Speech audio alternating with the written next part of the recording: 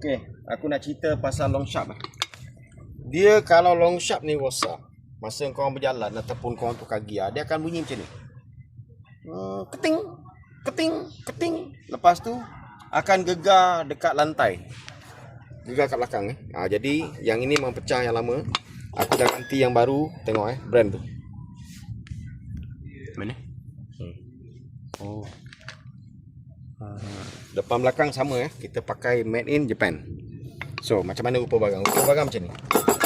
Ni rupa barang GMB Universal Joint. Ni dia panggil long shaft coupling. Macam ni rupa barang.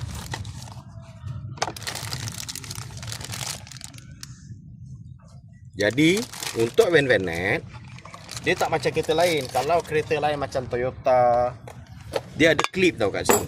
Tapi untuk van net tak ada clip. Jadi apa yang aku dah buat ni, hantar pergi foundry ataupun machinery, dekat engineering, aku hantar benda ni. Dia pump, dia pasang, dia balance. Selepas dia balance, dia letak satu washer kat sini, dia welding. Jadi kalau tanya aku benda ni tahan tak? Tahan. Satu lagi, yang kedua yang kau akan dapat adalah dia takkan ada vibration, takkan ada gegar pada van korang. Kau buat laju pun takkan gegar sebab kita dah buat balance. Padahal yang ni recon Cak Ayam Okey? Harap benda ni bermanfaat. Jumpa lagi.